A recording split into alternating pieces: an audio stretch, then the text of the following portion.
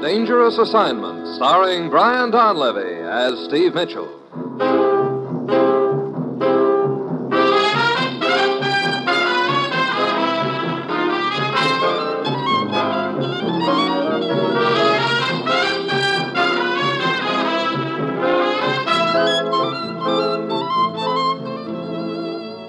Yeah, danger is my assignment.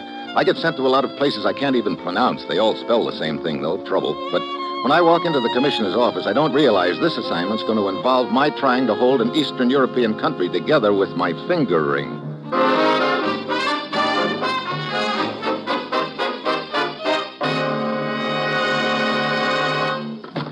Morning, Commissioner. Ruth said you had an assignment for me. I do, Steve. Well, where do I go this time? To jail. Let's have that again. You heard me. I'm sending you to jail. Now, look, so maybe I did pad my expense account a little last month, but that isn't enough reason. Seriously, Steve, there's someone in jail I want you to talk to. A woman. Oh, well, you're sounding better by the moment. I'm afraid you don't get the point. Okay, what is the point? The point is on the end of the Kroner Cutlass, and it's a sharp one.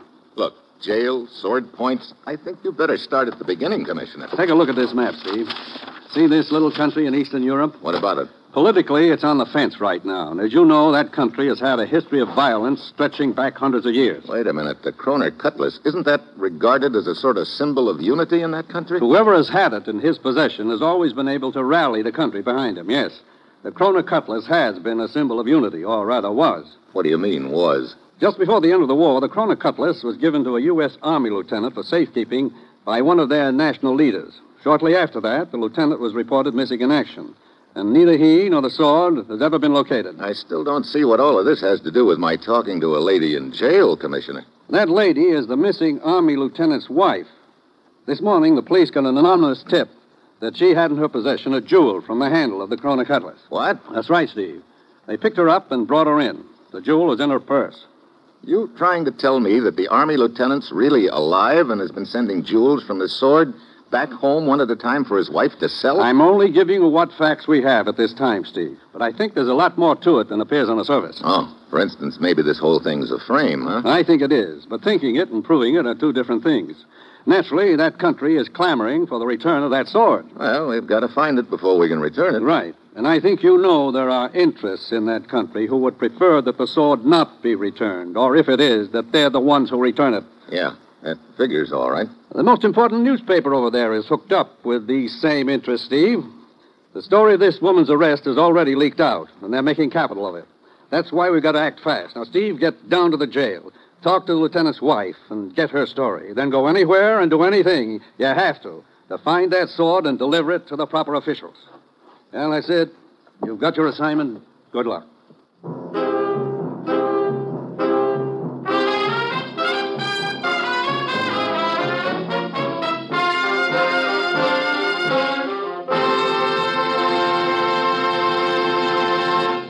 The National Broadcasting Company is presenting Dangerous Assignment, starring Brian Donlevy in the role of Steve Mitchell, colorful, two-fisted government agent. At all those places of the world where danger and intrigue walk hand in hand, there you'll find Steve Mitchell on another Dangerous Assignment.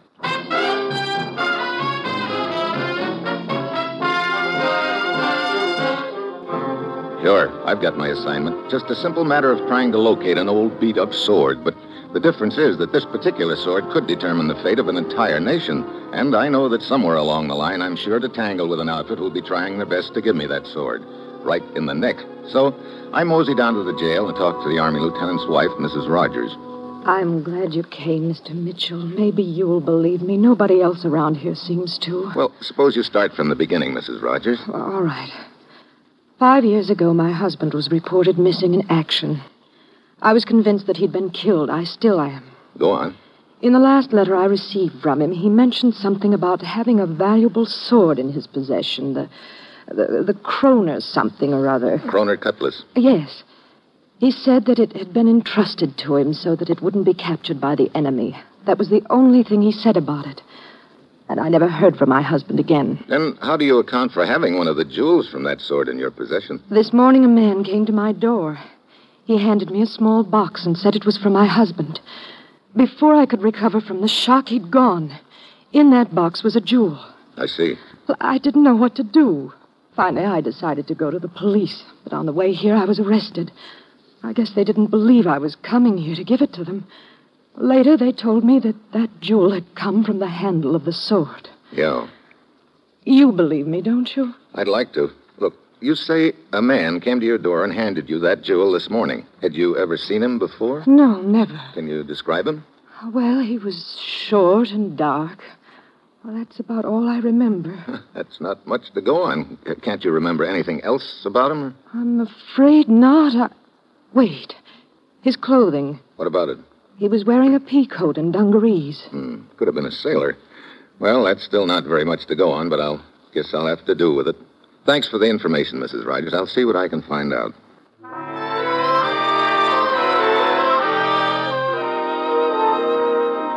Well, at this point, I don't know whether Mrs. Rogers is telling me the truth or not, but there's only one way to find out, so I start checking. Then, 23 cab drivers later, I find one who remembers picking up a sailor from Mrs. Rogers' address and taking him to the waterfront just in time to catch a freighter that was pulling out, the Golden Star. I check further and find that the Golden Star is now en route to Liverpool, England, so I fly to England. And I'm waiting on the dock in Liverpool when the Golden Star pulls in. Pity some people can't learn to stay at home and mind their own business. What?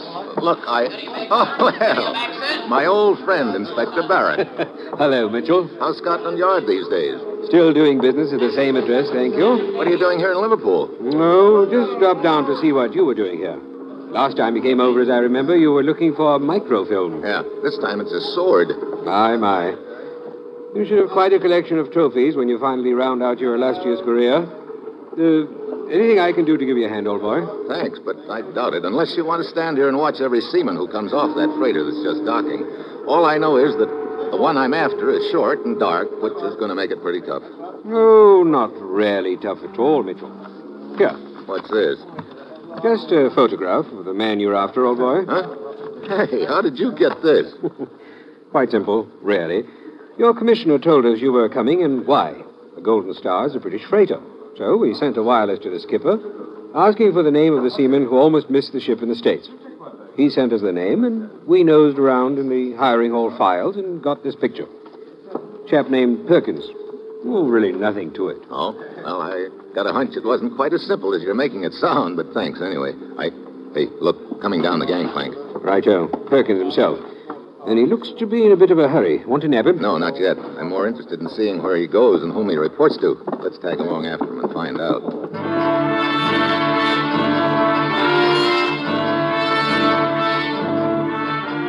We follow Perkins off the pier. He grabs a cab and starts taking side streets, obviously trying to shake off anyone who might be tailing him, but Barrett and I stick. Finally, Perkins' cab pulls up in front of the railroad depot, and he disappears inside. We jump out and follow him, but when we get inside, Perkins is nowhere in sight. Well, quite a disappearing act the lad pulled on us, Mitchell. He's got to be around here somewhere, Barrett. Yes, but where? He may try to get on that train that's pulling in. He'd have to be pretty speedy to do that. That's a through train. Doesn't stop here. Oh. Hey, look, that crowd over on the platform. Yes, I got a glimpse of the blighter, too. Come on. Mitchell, he's trying to get through that crowd. Seems to be running from someone. Mitchell! Brother! Fell right into the path of the train. Feller got pushed. One side, please. One side. Let us through, please. One side. One side. Stand back. Hey, not a very pretty sight, is he? No. Looks like we were a bit too late. Well, come along. I say, Mitchell. Oh, okay. Praying over the blighter is all very well, but... I wasn't exactly praying, Barrett. Well, I saw your lips moving and quite sure you weren't carrying on a conversation with him. No, I wasn't. But someone from a distance might think I was. I see. The chap who pushed Perkins, for instance. For instance? I say, aren't you sticking out the well-known Nick? If the killer thinks you have any information, he's liable to take a try at you. Well, that might give me a lead, and right now I'm fresh out. Strikes me as a rather grim way of getting a lead. Well, where does all of this leave you now, Mitchell? Right in the middle of nowhere. Looks a little embarrassing for your government at this point, doesn't it? It sure does. A United States Army lieutenant gets a symbolic sword entrusted to him and disappears. Then a jewel from the sword turns up in his wife's possession. Not exactly conducive to good relations between our country and theirs, particularly when the leading newspaper of their country is hooked up with the interests which would like to take over. Yes, I imagine that paper is making quite an issue of the incident. You know, Perkins' murder just now convinces me more than ever that this whole deal is a frame. Perkins was probably hired to deliver that jewel to Mrs. Ford. He outlived his usefulness and was killed to shut his mouth. Nice theory, if you can prove it. Oh, incidentally, where is that jewel? In my pocket. What? I'm going to turn it over to the Royal Museum. That's where the sword used to be kept. I guess that's my next stop. When can I catch a plane across the channel? Weather's a bit thick for flying right now, Mitchell. Better take the Channel boat. Okay. Well, thanks for everything, Barry. Right, Joe. Oh, it was really... Yeah, I know. It was really nothing. Well, see you later, I hope.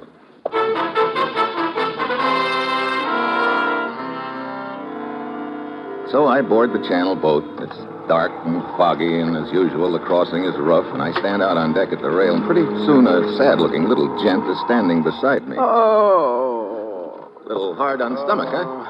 Oh, 15 times I crossed this channel.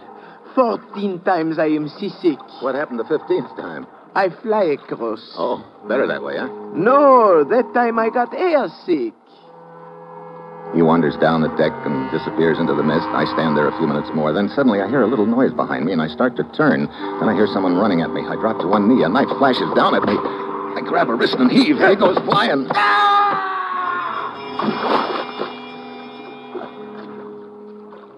I don't even get a look at the knife artist. My hunch is that it was C6 Sam, but at this point it doesn't matter, except that having missed me once, they'll probably try again. I get to Paris and take a plane east to the country that the sword belongs to, and I head for the Royal Museum and the curator's office.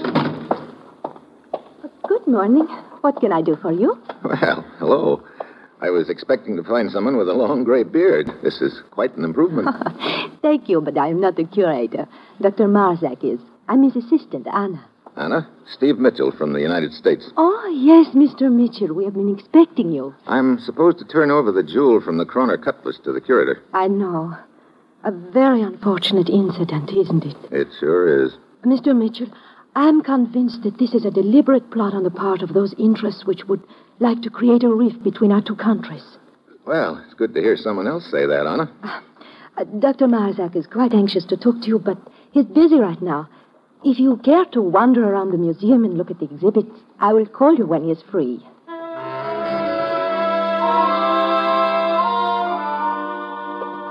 So I nose around the museum. It's a typical collection. A few fig leaf characters, a bunch of spears and crossbows on the walls, and a plaster statue of a general on horseback holding a sword in the air. One of our heroes, Mr. Mitchell. Oh, I didn't hear you come up. His name is General Kroner. He lived 2 centuries ago, and he was as devoted to our country as I am. Oh, well, speaking of names, what's yours?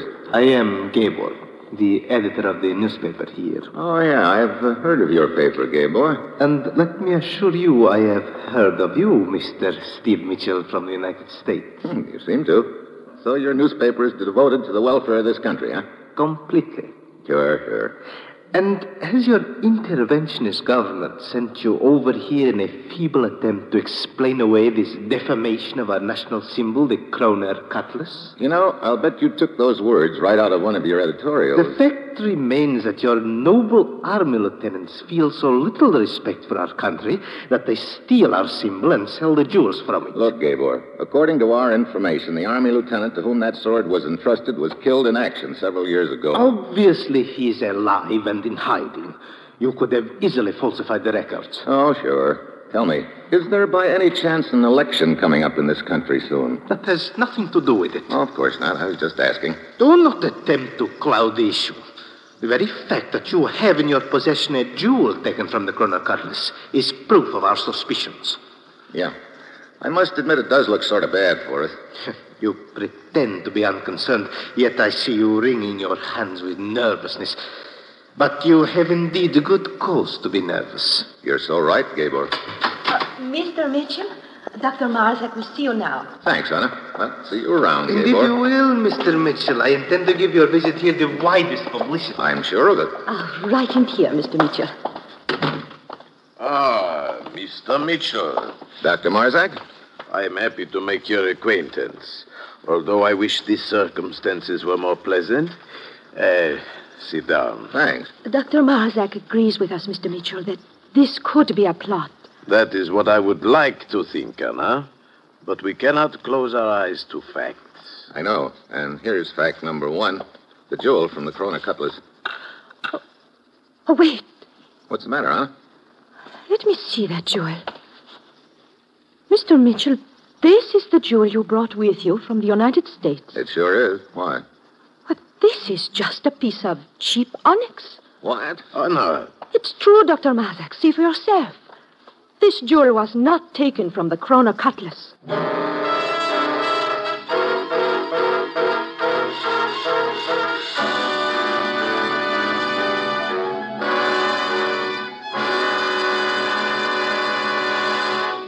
You are listening to Dangerous Assignment, starring Brian Donlevy as Steve Mitchell.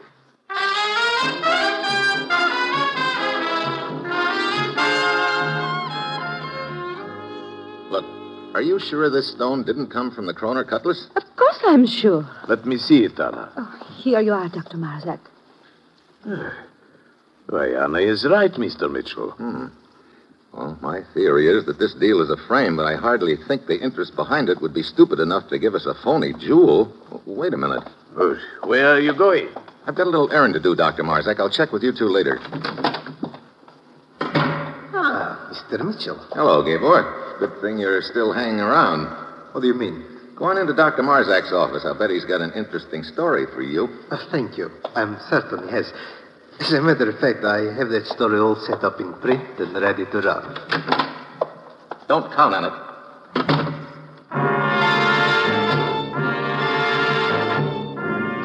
Gabor disappears into Marzack's office looking like a cat after a 7-course dinner. I get over behind the statue of the sword-holding general on horseback because if my hunch is right, if Gabor and his outfit are behind this deal, he's going to come out of Marzack's office in a hurry, looking like a sick chicken. And 2 minutes later, he does. I follow him outside to a phone booth where he puts in a quick call. Then he heads for a little bar.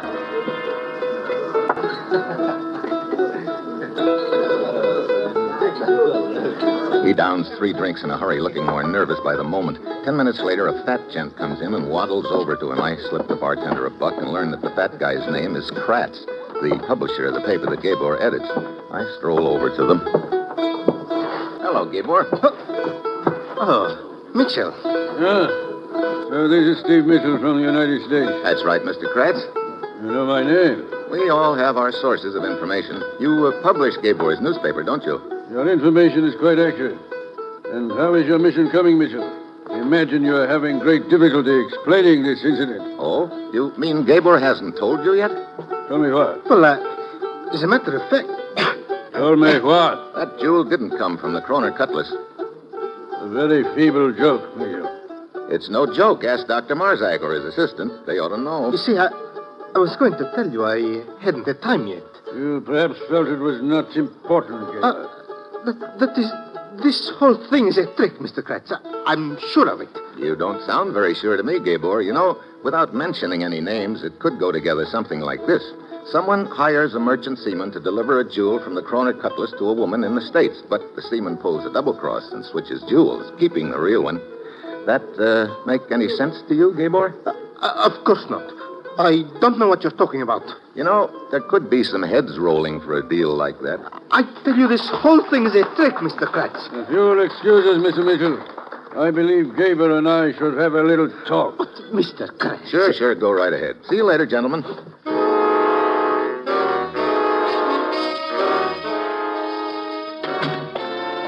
Oh, Mr. Mitchell. Hello, Anna. Dr. Marzack began to think you were not coming back. He left a few minutes ago. Sorry, my errand took longer than I thought, but it was worth it. It's nice to have the pressure on somebody else for a change. I'm not sure I understand you. Oh, it doesn't matter. Would you like a ride home? Oh, well, yes, thank you very much. I'll be with you as soon as I finish soaking my hands. Work around these old relics is not conducive to a good manicure. Yeah, I can imagine. Here, your hands are all wet. I'll get the phone. Oh, never mind. No trouble. Hello? Hello? Hello? What's the matter? I don't know. Nobody answers. I'll take it. Here you are. Hello? Hello? Oh, those Probably a wrong number. Oh, I wonder. What do you mean? I think I know where that call came from, Anna. I could hear a balalaika playing in the background. It could have been from the bar I just came from. There was a balalaika there, too. But who could be calling me from a bar? That's a good question. Well, come on. It's very thoughtful of you to take me home, Steve. Here, I'll turn out the lights. Dark out here in the main hall. Yes. Be careful not to bump into General Cooper's horse. You think he might kick me? If he did, it would be quite an event. Turn to the right here. Okay. I guess you have every square foot of this place memorized, huh? Just about. Oh, What's the matter? I left my gloves in the office. It'll only take me a minute. Wait here.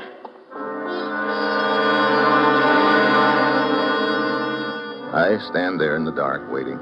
Several minutes go by, and I'm just about to go back to the office to see what happened to Anna when I hear a faint creaking sound to one side of me. I hit the floor. Something plunks into the wall over my head. I get to my knees and start circling in the dark, but the room is empty except for a heavy crossbow lying on the floor. Steve? Over here, Anna. Oh, wait. I'll turn on the lights. There. Are you all right? As far as I know. What happened? Somebody took a pot shot at me with a crossbow. What? That surprise you? Oh, yes, of course. What do you mean? You know, it took you a long time to find those gloves, Anna. What are you talking about? Long enough for you to have come back here in the dark and gotten that crossbow down off the wall. Steve, whatever put such a ridiculous idea into your head? Let it go for the time being. Come on, let's go.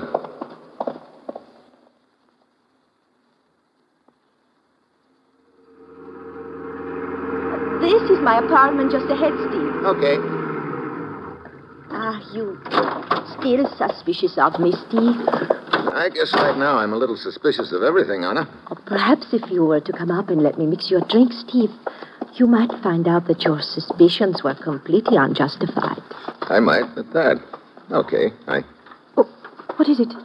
Nothing. Look, I don't think I'll be able to make it, Anna. Oh, but I just Steve... remembered something I have to take care of right away. I'll be seeing you.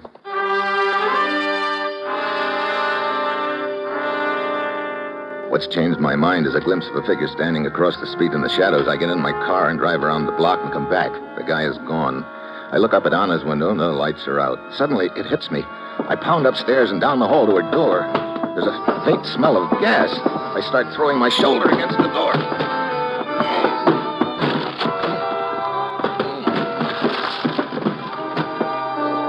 Windows are closed. The gas is on, full tilt, and Anna's lying on the bed. I turn off the gas and open the windows. Anna. Here, I'll get you over to the window. Don't try to talk until you get some fresh air in your lungs. There you are. That's better? Oh, yes. Yes, much. What happened? Oh, someone knocked on my door. And when I opened it, whoever it was hit me. I didn't get a chance to see who. That is all I remember. Well, at least this attempt on your life sort of takes you off my suspicious list. But why would anyone want to kill me, Steve? I don't know unless... Hey, wait a minute. Put it together this way. Only 3 people outside the enemy's camp know that the jewel is a phony. You, Dr. Marzack, and myself. Oh, so? So, first an attempt is made on my life, that crossbow gag at the museum. Then an attempt is made on your life just now.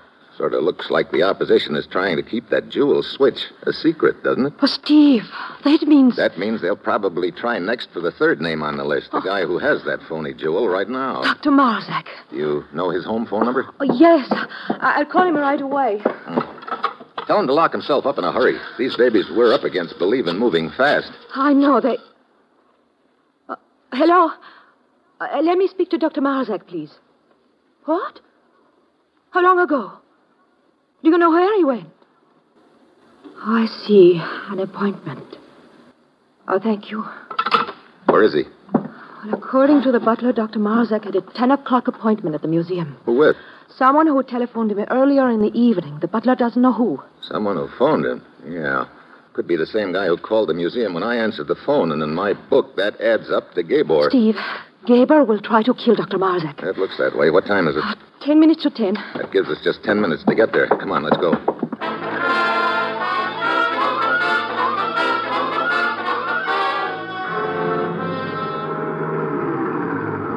You got a key to the front door of this joint, Anna? Yes, right here. Good. Haven't got any time to waste. Hey, who's that gent roosting in front of the door? I don't know. I've never seen him before. What do you want? Get out of the way. We want to see Dr. Marzack. The curator does not wish to be disturbed. Oh, who told you that? Dr. Marzack or Gabor? Get away from here before I... Sorry, Buster. Come on, Anna. Get this door open. Yes. They are probably in Dr. Marzack's office. I hope we're in time to prevent Gabor from killing him. So do I. Where's that turn in the hall? It's right here. Oh, yeah. Oh, look. There's a crack of light under Marzack's office door. There was a crack of light, you mean? The lights just went off. Oh, shall I turn them on out here? No, I don't want us to be silhouetted when I open that office door. Well, here we are. Now, get down. All right. Here goes.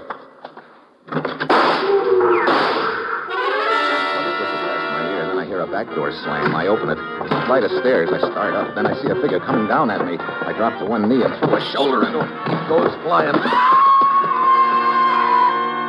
Gabor. He hits the bottom and lies still. There's enough light to tell me that the stairs I'm on lead to a balcony which overlooks the main hall of the museum. I start up them again. Then a voice from above stops me. Who is it? Steve Mitchell. Where are you, Dr. Marzack? Above you, on the balcony. Are you okay? Yes, I'm quite all right, thank you.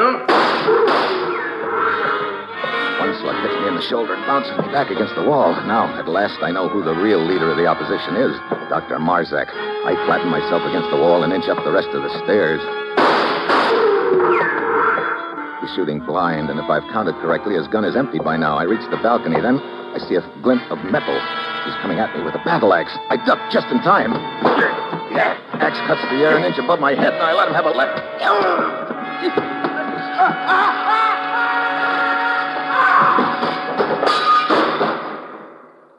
Brother. Steve, are you okay? Yeah, he just winged me. You can turn the lights on now. All right. Oh, Steve, look. Yeah, that statue of General Krupa. Marzack must have fallen right on top of the sword in the general's hand. Oh. His weight broke the sword off, and he fell to the floor. Not a very pretty sight, is it? Oh, no. Steve, wait. What's the matter? That sword. That is the Kroner Cutlass. What? Yes. There's a coat of plaster over it, but some of it cracked away. It is the Kroner Cutlass. Well, how about that? Marzack must have had it hidden right here all the time in the general's hand. Well, I gotta hand it to him. He couldn't have picked a better hiding place. But why, Steve? Oh, it's pretty simple. Marzack and his outfit probably figured that after thoroughly discrediting my country with that stolen jewel gag, they'd produce the sword along about election time and win enough votes with it. But I don't understand why Marzack was stupid enough to use an imitation jewel. He wasn't. What do you mean? Here's the real jewel from the Kroner Cutlass, Anna. Oh. I've had it right here in my pocket all along. But that jewel you showed us. That one I pried out of my finger ring. You see, when I was talking to Gabor outside Marzack's office, I realized he was counting pretty heavily on the fact that the jewel I had came from the sword. So I figured it might put the pressure on him a little if I substituted a phony stone. It did. Well, I hope Dr. Marzack realized before he fell on the sword that his treacherous plans did not succeed. Oh, I'm sure he did, Anna. Matter of fact, you might say that Dr. Marzack finally got the point.